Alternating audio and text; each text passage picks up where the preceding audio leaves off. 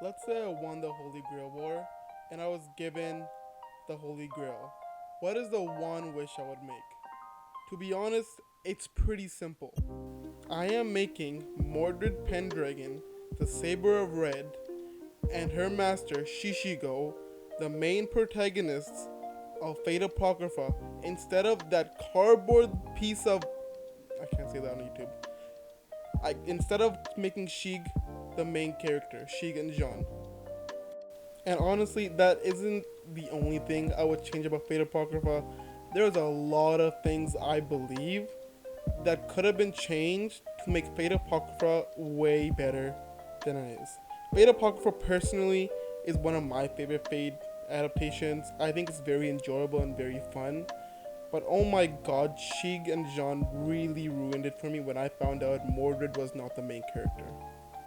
And don't get me wrong, I think Shig is a very overhated character. He has some good qualities, and I think people overhate on him. He's not that bad of a character, and I think I'd make a video on that on a later date. But for now, let's talk about why I think Mordred should be the main character, Mordred and Shishigo, and some other things I would change about Fate Apocrypha. So let's start off with my starting point, Mordred. So Mordred Pendragon was set up, in my opinion, to be the main character. As soon as Shishigo summoned Mordred, at that moment Mordred gave off main character energy. Her whole vibe, her whole persona, her whole hating Arthur Pendragon, it gave off valid reasons for her and showed the viewers that yes, this is the main character. We're gonna follow her and her master throughout the war. And I do like what they did do with Mordred to an extent. I liked how she hated Morgan. I liked how her goal of wanting to become king, and how she realized that maybe she isn't fit out to be king. Maybe Arthur was right. And she accepted that she shouldn't be king. I really like those aspects. I like the whole flashback part of her finding out that she's Arthur's heir, and that she was never going to become king. And I also really liked Shishigo and Mordred's relationship throughout the series. It really felt like Shishigo was that father that Mordred never had. And Mordred did learn a lot of things from Shishigo, and it really felt like a nice father-daughter relationship, because Shishigo didn't have a daughter, he lost his daughter, and Mordred didn't really have a father figure. She had Arthur, but Arthur was never a fatherly figure. Arthur was just king. Arthur even, let's say, disowned Mordred because Mordred is Arthur's bastard son. And although I like all these things, I would say let's take it up a notch further. Let's have, instead of Semiramis being summoned, even though I liked Semiramis and Mordred's dynamic, let's have Morgan be summoned instead of Semiramis. I know Semiramis is assassin, but let's have Morgan be summoned. And I think we can see a really cool conflict build up between Morgan and Mordred, because since we know Mordred absolutely hates her mother, and all Morgan ever wanted was Mordred to take the throne from King Arthur. And I feel like those two clashing in a fight, or even in an ideological sense, would be really cool to see. So what do I want from my main man, Shishigo? So as we know, Shishigo is the 7th generation head of the Shishigo family, the Shishigo mage family. And we did find out throughout Apocrypha that the Shishigo family was cursed, and that it activated with Shishigo, the Shishigo we see in Fate Apocrypha. And the curse is basically that he cannot produce children, so his family bloodline ends with him. And we find out that his family pressured him to adopt a daughter, so he can then implant his mage crest, within his adopted daughter, which is one of his distant relatives. What I want to see from the Fate Apocrypha that I would make is that I want to see more from this. I want to see what led up, how was his family cursed. I want to see how he was and how he reacted when his daughter died, and we know that this traumatized him heavily, as we see he talks about in Fate Apocrypha. Basically, I just want more insight onto his backstory. He's already a pretty solid character and a pretty strong mage, and we don't really need to see him as a bounty hunter, even though it would be nice to see some flashbacks. I do really want more background information on Shishigo. I think everything that was in Fate Apocrypha about him was pretty solid. I just need more background and more flashbacks about his family and about his past. So what else would I change about Fate Apocrypha?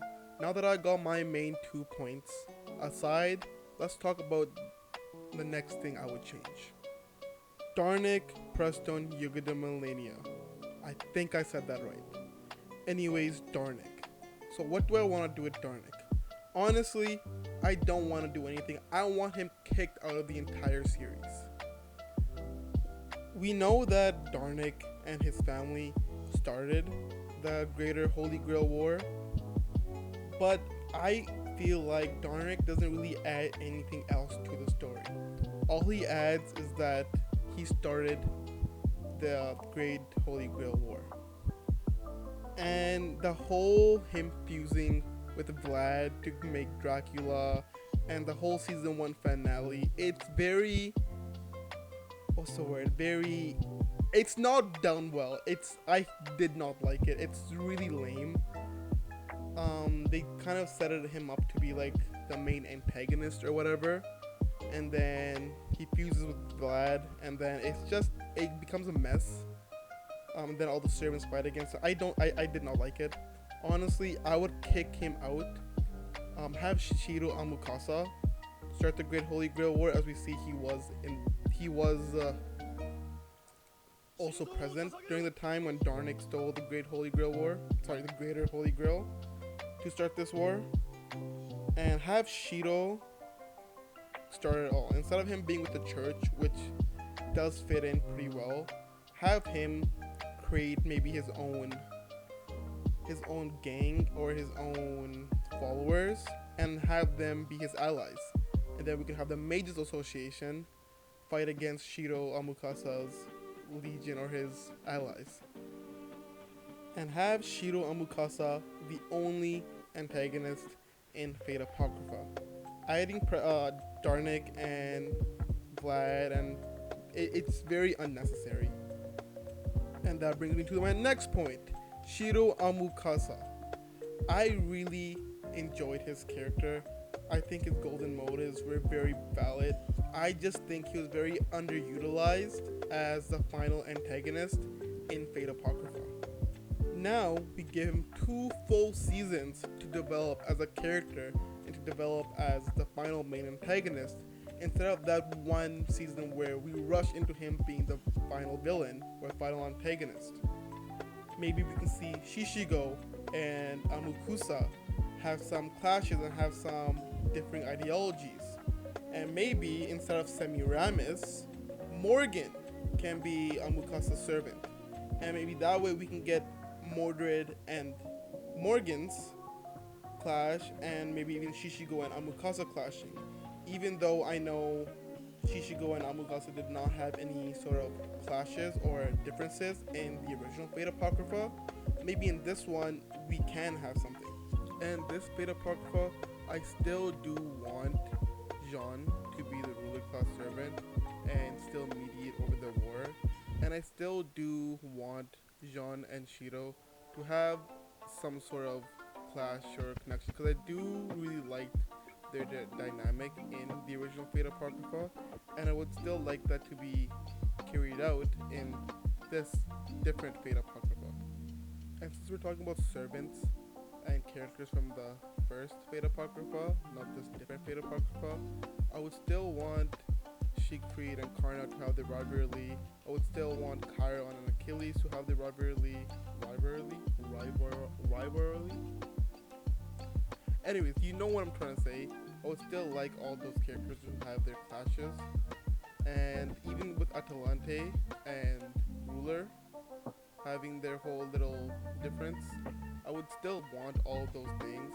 but I would want them to be a little bit more fleshed out and developed. Fate Apocrypha, the original one, seemed really rushed and not fleshed out at all. And I want all these characters to be more fleshed out. Anyways, these are my thoughts on what I would change about Fate Apocrypha. Let me know down in the comments what you would want to change about Fate Apocrypha, what your thoughts are, and maybe what would you change about maybe a different Fate series. Anyways, this has been Sharn, and I'll see you guys in the next one. Hope you enjoyed.